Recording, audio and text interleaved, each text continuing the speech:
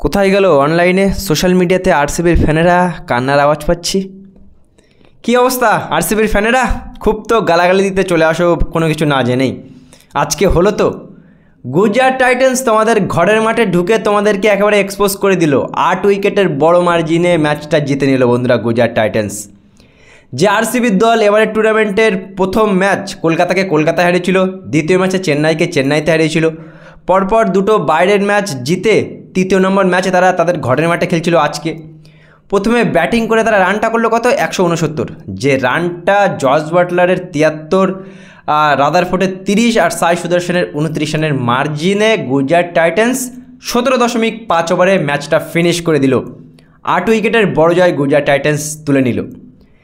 আর আরও একবার বন্ধুরা প্রমাণ হয়ে গেল যে আরসিবির দল একেবারে ভালো শক্তিশালী দল না। এই দলকে আমি টোটালি সত্যতা বলতে এই দলকে আমি কিন্তু বলিনি, প্রথম থেকে বলে আসছি যে এই দল, যারা আমার ভিডিও প্রথম থেকে দেখেছো ভাই, যদি আজকে আমার ফলোয়ার বেশি হতো হয়তো আমার কথাগুলো ভাইরাল হতো।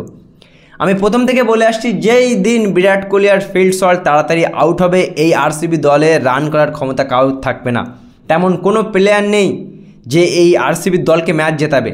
আজকে বিরাট কোহলি তাড়াতাড়ি আউট হলো, ফিল্ড সল্ট তাড়াতাড়ি আউট হলো, আরসিবি 169 রানে গটিয়ে গেল। আরসিবির অত ভালো বোলিং না ভাই। কলকাতাকে কলকাতায় হারিয়েছে, চেন্নাইকে চেন্নাই হারিয়েছে, কিন্তু তাদের বোলিং মোটেই ভালো না। তারা হয়তো তাদের ভাগ্য ভালো ছিল, লাক ভালো ছিল, তারা জিতেছে, কিন্তু ভাই আজকে তো লাক কাজ করেনি। আজকে এই রানটা চেস করতে নেমে দেখো শুভমান গিল তাড়াতাড়ি আউট হওয়ার পরে সাই সুদর্শনের সাথে জস বাটলার কত সুন্দর একটা পার্টনারশিপ করলো। সাই সুদর্শন একটা 50 করতে পারতো, ব্যাক টু ব্যাক 3টে 50 করতে পারতো, কিন্তু সে 49 রানে ল্যাপ শট খেলতে গিয়ে আউট হলো হেজালউডের বলে। তারপরে জস বাটলার কিন্তু ম্যাচটা ফিনিশ করেছে। রাদারফোর্ড 18 বলে 30 রানের একটা উইনিং 6ও কিন্তু রাদারফোর্ড মেরেছে। যে গুজরাট টাইটান্স তুলনামূলকভাবে আরসিবির থেকে দুর্বল, সেই আরসিবির ঘরের মাঠে গিয়ে যে হারালো দেখে কিন্তু ভালো লাগছে বন্ধুরা, যে শুভমান গিলের টিম বিরাট কোহলির টিমকে আজকে হারালো।